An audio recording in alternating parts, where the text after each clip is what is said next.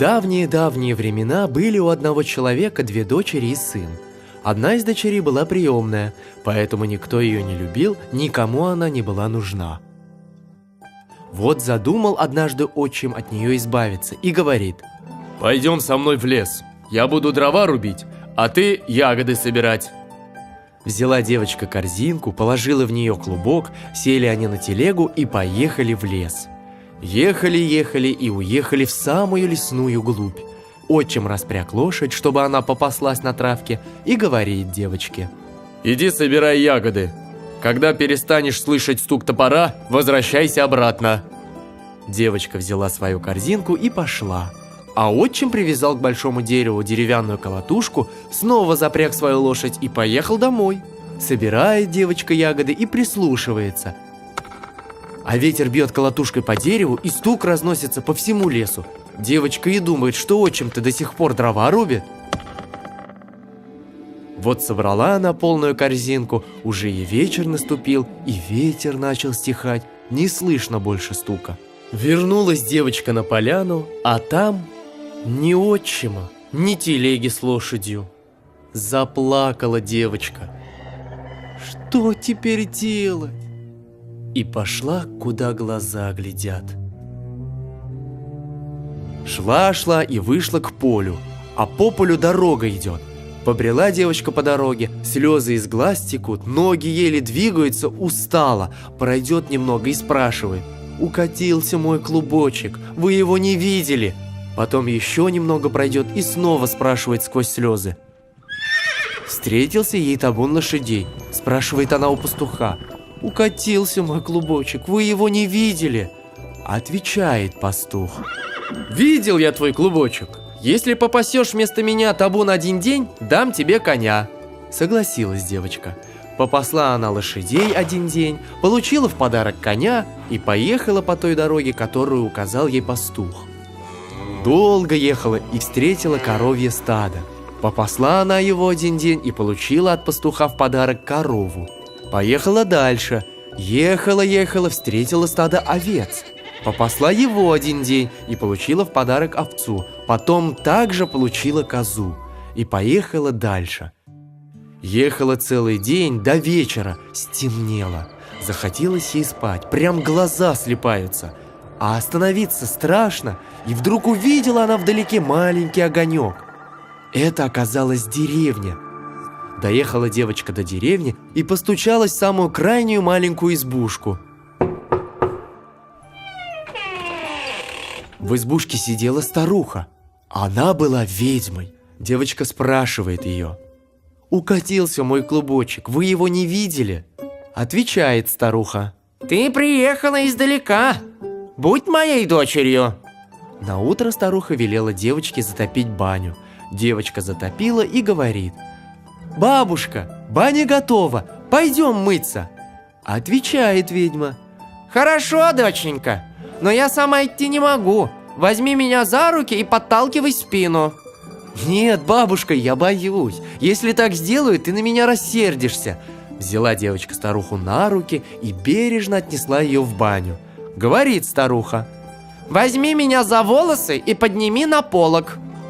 «Нет, бабушка, я боюсь. Если так сделаю, ты на меня рассердишься», отвечает девочка. Взяла она старуху на руки и аккуратно посадила на полок. «Доченька, попарь меня веником», просит старуха. «Возьми за прутья, да черенком по спине». «Нет, бабушка, я боюсь. Если так сделаю, ты на меня рассердишься», отвечает девочка. Взяла девочка веник и осторожно, ласково стала парить ведьму. Помыла старуху, отнесла на руках в дом и уложила на мягкую постель. Ведьма ей говорит: «Доченька, у меня голова чешется. Расчеши мне волосы». Взяла девочка расческу, чтобы причесать ведьму. Смотрит, а у той в волосах крупицы золота и серебра блестят. Жемчуга и драгоценные камни переливаются. Закончила девочка причесывать и говорит ей старуха: «Ну а теперь спляши для меня. Очень хочу увидеть, как ты танцуешь». Стала девочка танцевать, и не упала у нее из кармана ни одна жемчужина, ни одна золотая крупинка. Поняла старуха, что девочка честная, хорошая, и говорит: Если хочешь вернуться домой, езжай, доченька. я не знаю дороги. Я покажу тебе дорогу. Возьмешь вот этот зеленый сундучок, это мой тебе подарок. Но пока до дома не доедешь, не открывай его. Девочка поблагодарила старуху, забрала сундучок, села на лошадь, взяла с собой корову, овцу и козу и отправилась домой. День едет, два едет, много уже проехала. Уже и ее деревня близко. Собаки отчима лаять начали. Ау, ау, а девчонка, которую бросили, богатая возвращается. Эти собаки совсем с ума сошли, говорят отчим с мачехой. Ау, ау, а девчонка, которую бросили, богатая возвращается. Ау. Снова лают собаки. Вот уже и сама девочка до дома добралась. И решила она посмотреть, что в зеленом сундуке. А там серебро, золото, жемчуга, кораллы и драгоценные камни. Так что стала она очень богатой. Еще сильнее не взлюбили ее отчим и мачеха. Захотели они, чтобы их родные дети тоже разбогатели. И родная дочь взяла свой клубок и поехала с отцом в лес на телеге. Ехали, уехали в самую лесную глубь. Отец распряг лошадь, чтобы она попаслась на травке, и говорит дочери: иди, собирай ягоды. Когда перестанешь слышать стук топора, возвращайся обратно. Девочка взяла свою корзинку и пошла. А отец привязал к большому дереву деревянную колотушку, снова запряг свою лошадь и поехал домой. Собирает девочка ягоды и прислушивается, а ветер бьет колотушкой по дереву, и стук разносится по всему лесу. Девочка и думает, что отец до сих пор дрова рубит. Когда ветер стих, вернулась девочка на поляну, но ни отца, ни телеги с лошадью не нашла. Заплакала девочка. Что теперь делать? И пошла, куда глаза глядят. Шла и вышла к полю, а по полю дорога идет.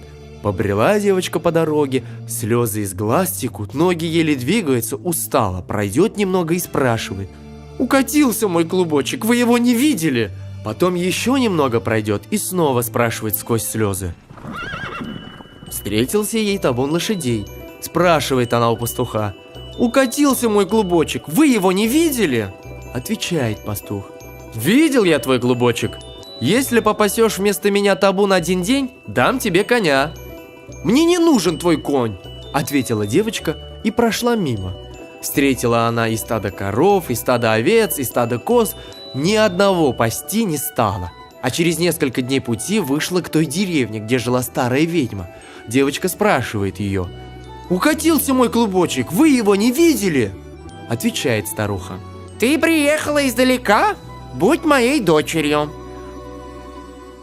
Наутро старуха велела девочке затопить баню, та ушла и вернулась. Говорит ведьма: Доченька, пора в баню идти. Только сама я не могу. Возьми меня за руки и толкай в спину, так и дойдем. ладно, бабушка, отвечает та. Взяла старуху за руки и стала сзади в спину толкать. Да посильнее, чтобы быстрее дошли. Говорит старуха: Возьми меня за волосы и подними на полог. ладно, отвечает девочка, и втащила старуху на полог за волосы. Доченька, попарь меня веником, Просит старуха. возьми за прутья да черенком по спине. ладно, отвечает девочка, и давай старуху колотить черенком веника по спине. Как старуха велит, так все и делает. Вернулись в дом, и говорит старуха: Доченька, у меня голова чешется. Расчеши мне волосы. Взяла девочка расческу, чтобы причесать ведьму. Смотрит, а у той в волосах крупицы золота и серебра блестят. Жемчуга и драгоценные камни переливаются. Стала старуху причесывать и потихоньку себе в карманы складывать золото, серебро и драгоценные камни. Закончила она, и говорит ей старуха: Ну, а теперь спляши для меня. Очень хочу увидеть, как ты танцуешь. Стала девочка танцевать, и посыпались у нее из карманов крупинки золота и серебра. Полетели драгоценные камни. Поняла старуха, что эта девочка взяла чужое добро, и говорит ей: Если хочешь вернуться домой, Езжай, доченька. Я не знаю дороги. Я покажу тебе дорогу. Возьмешь вот этот черный сундучок. Это мой тебе подарок. Но пока до дома не дойдешь, не открывай его. Девочка забрала сундучок и пошла домой. Долго шла, и вот наконец добралась до родной деревни. Встречают ее отцовские псы. Девчонка, которая богатство захотела, возвращается ни с чем.